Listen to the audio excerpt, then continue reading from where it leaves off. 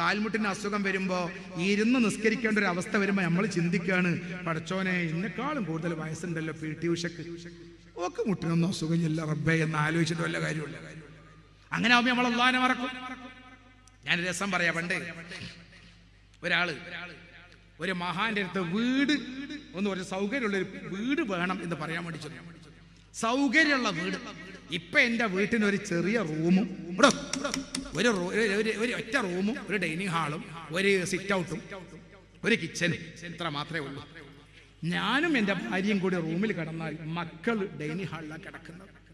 അതുകൊണ്ട് 2 റൂമെങ്കിലുള്ളൊരു വീടുണ്ടായാൽ എന്ന് പറയാൻ ഏതൊരാളെടുത്ത് ചെന്നാൽ അദ്ദേഹം ഇയാളോട് പറഞ്ഞു, നിങ്ങൾക്ക് വീടാണോ വേണ്ടത്? അതുണ്ടാകാൻ ഒരു വേറൊരു വഴി ഞാൻ പറഞ്ഞുതരാം. അതെന്ത് വെച്ചു, 2 ആടുംകുട്ടിയെ വാങ്ങാൻ പറഞ്ഞല്ലോ. 2 ആടുംകുട്ടിയെ വാങ്ങാൻ. എന്നിട്ടോ ആ ആടിനെ നിങ്ങളെ വീട്ടിലെ ഡൈനിങ് ഹാളിൽ കിടത്തണം. അവസാനം അദ്ദേഹം പറഞ്ഞതല്ലേ ചെയ്യാതിരിക്കാൻ നിർവാഹമില്ല. 2 ആടിനെ വാങ്ങി ഡൈനിങ് ഹാളിൽ കെട്ടിയിട്ടു. അതോടുകൂടെ ഉള്ള സുഖം പോയി. കാരണം ആട്ടും കാഷ്ടവും മൂത്രവും മുഴുവനുണ്ട് ഡൈനിങ് ഹാളിൽ. ഒരാഴ്ച വീണ്ടും ചെന്ന് ആ മഹാന്റെ അടുത്ത്, ബഹുമാനപ്പെട്ടവരെ, വീട്ടിലൊരു സൗകര്യം ഉണ്ടാവാനും ആകെ ബുദ്ധിമുട്ടിലാണ്, ഒരു പശുവിനെ വാങ്ങിക്കോളിയാണ്. എന്നിട്ടോ അതും ഡൈനിങ് ഹാളിൽ തന്നെ ഉണ്ടാവണം. ഇയാളിപ്പോ കേൾക്കല്ലാതെ മാർഗമില്ല. ചില മഹാന്മാര് പറഞ്ഞാൽ ചിലപ്പോൾ അത് കേൾക്കേണ്ടി വരും. അതിൽ എന്തെങ്കിലും രഹസ്യം ഉണ്ടാവും, ഞമ്മക്കറിയില്ല. പണ്ട് ഏതോ ഒരാള് പശുവിനെ കാണാനില്ലാഞ്ഞിട്ട് ഏതൊരു മഹാന്റെ അടുത്ത് പോയി പറഞ്ഞാലോ, ബഹുമാനപ്പെട്ടവര് പാപ്പ എന്റെ പശുവിനെ കാണാനില്ല. അപ്പൊ പറഞ്ഞാലോ, പശുവിനെ കാണാനില്ല. ഇല്ല, എന്നാ വയറിളക്കി കാണാൻ പറഞ്ഞാലോ. പശുവിനെ കാണാനില്ല വയറിളക്കുക അറിഞ്ഞറിയില്ലേ? എന്തായാലും പറയാ, വയറിളക്കുക അല്ലേ, വയറ്റുള്ളവർക്ക് മോശം വരാൻ വേണ്ടി. അവസാനം ഇയാൾ വീണ്ടും പറഞ്ഞു, ബഹുമാനപ്പെട്ടവരെ എന്റെ പശുവിനെ കാണാനില്ല. അപ്പോഴും പറഞ്ഞു വയറിളക്കി കാണാം. വയറൊന്നും ഇളക്കല്ലോ, സുന്നാമാക്കിയോ അല്ലെ വയറ് ലൂസാകുന്ന എന്തെങ്കിലും മരുന്ന് കുടിച്ചൊന്നും. വീണ്ടും പറഞ്ഞു പശുവിനെ കാണാനില്ല എന്ന് പറയുമ്പോഴൊക്കെ വയറിളക്കാനാ പറയണത്. അവസാനം ഇയാൾ തിരിച്ചു പോന്നു. വീട്ടിൽ വന്നിങ്ങനെ ഇരിക്കുമ്പോ ഭാര്യ ചോദിച്ചു, അല്ല നിങ്ങൾ പാപ്പാന്റെ അടുത്ത് പോയോ? പോയി. എന്തേ പറഞ്ഞു? പശു എവിടെയെന്നാ പറഞ്ഞു? പശു എവിടെയൊന്നും പറഞ്ഞില്ല. പിന്നെ എന്താ പറഞ്ഞത് വേറെന്തോ ഒരു ഹാല. എന്നാലും വയർ ഇളക്കണം എന്നാ പറയണത്. വയറിളക്കാൻ പശു പോയാ വയറിളക്കല്ല.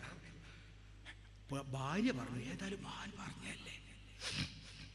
ഏതായാലും മഹാൻ പറഞ്ഞല്ലേ, നിങ്ങളെല്ലാം മരുന്നും കുടിച്ചിട്ട് ഒന്ന് വയറൊന്നാണ്ട് കാര്യാക്കി എന്ന് പറഞ്ഞു. ഭാര്യ നിർബന്ധിച്ച് ഈ സാധു ഇവിടെ പോയി വയറൊക്കെ ഇളകി പുറത്ത് ഫുള്ളായി പോകുന്ന മരുന്നൊക്കെ എടുത്ത് കുടിച്ചു. വയറങ്ങട്ട് ഇളകിയിട്ട് സുബ്ഹാനല്ലാഹ്, പിന്നെ ഇയാൾക്കൊരു സുഖമില്ല.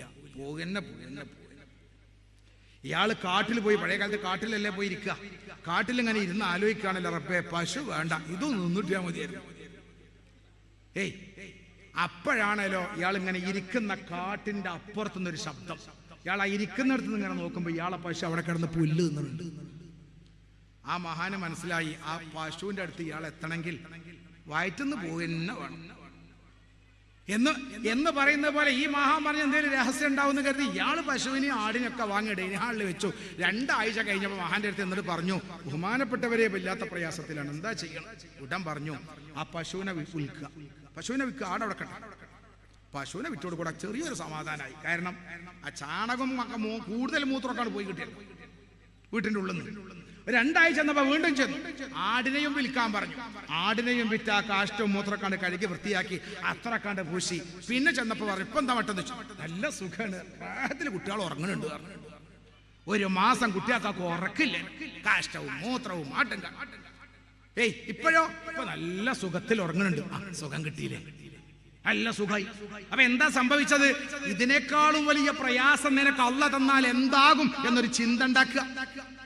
ഇതിനേക്കാളും വലിയ വിഷമം നമുക്ക് വീണ്ടും വീണ്ടും കിട്ടണമെന്ന ആ ഒരു വലിയ ആർത്തി വരുമ്പോഴാണ് അല്ലാഹുവിനെ മറക്കുന്നത്.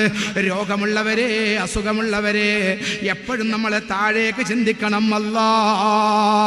നീ എനിക്ക് തന്നത് ഇതാണല്ലോ. ഒരു മഹാന്റെ കഥ പറയുന്നുണ്ട്. ഒരു പണ്ഡിതൻ ഒരു വഴിയിലൂടെ നടന്നു പോകുമ്പോ ഒരു സ്ഥലത്ത് ഒരു മനുഷ്യൻ കിടക്കുന്നുണ്ട്. ശരീരമാകെ മുറിവുകളാണ്, ശരീരമാസകലം മുറിവുകളാണ്.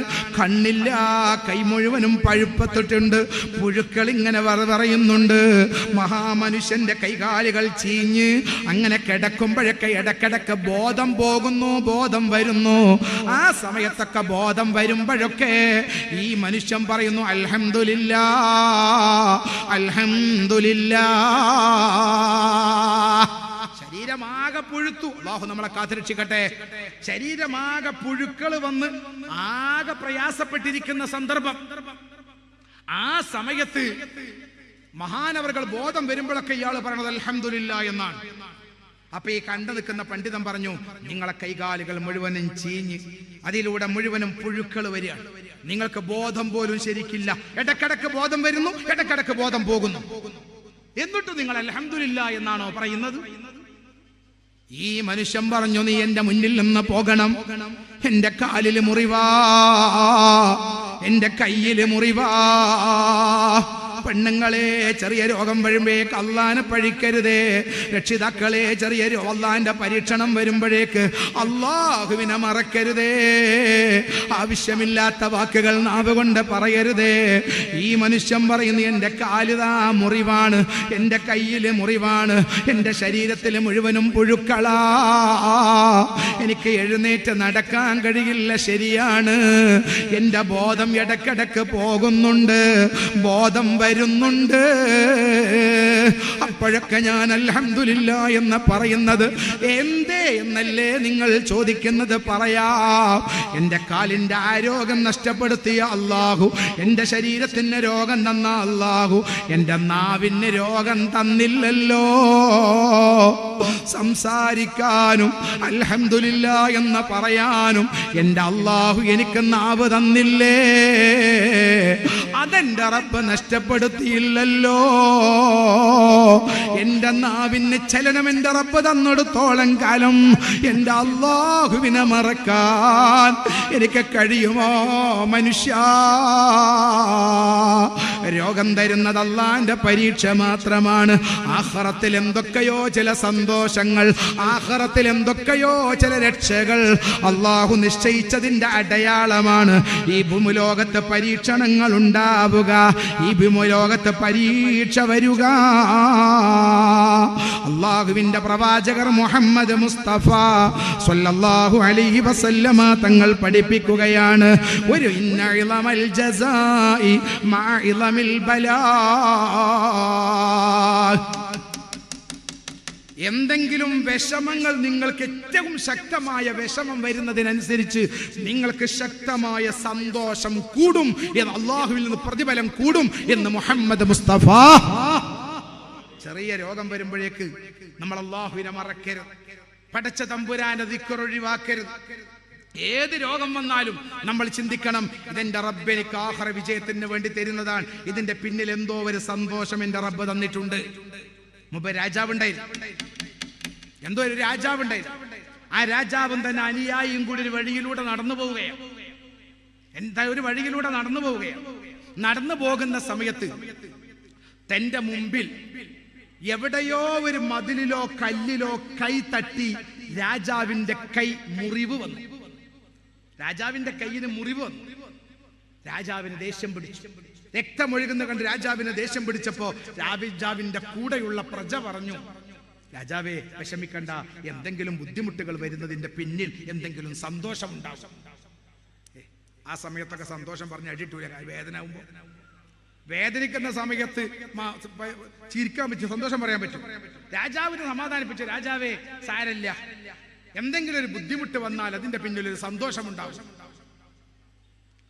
ഇത് കേട്ടപ്പോ രാജാവിന്റെ ദേഷ്യം പിടിച്ചിട്ട് രാജാവ് തന്റെ കൂടെയുണ്ടായിരുന്ന അനുയായിയെ കാലുകൊണ്ടൊരു ചവിട്ടിയപ്പോ ഈ രാജാവിന്റെ പ്രജ ഒരു കിണറ്റിലേക്ക് വീണു, ഒരു ചെറിയ കിണറ്റിലേക്ക് വീണു.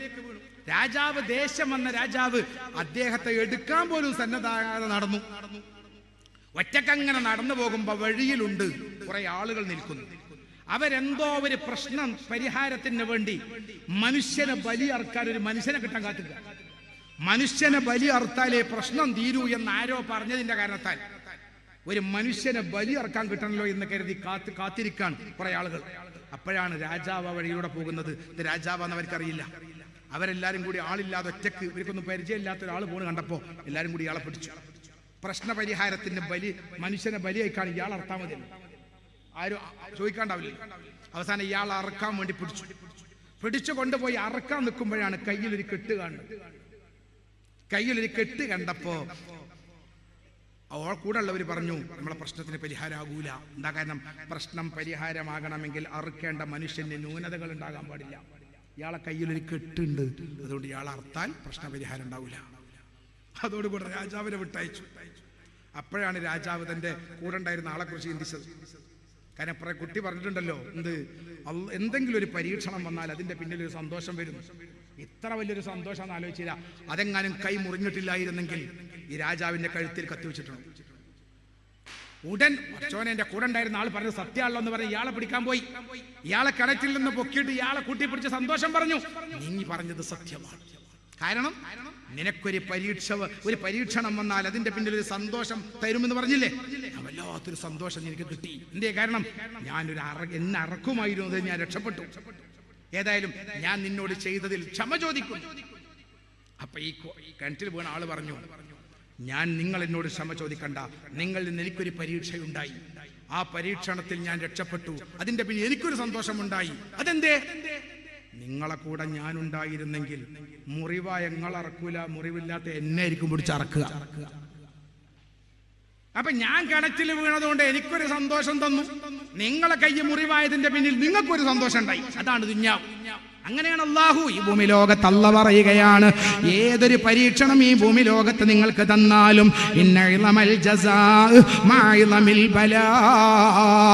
ശക്തമായ വിഷമം നിങ്ങൾക്ക് വരുമ്പോ ശക്തമായ പ്രതിഫലവും അല്ലാഹു തരും.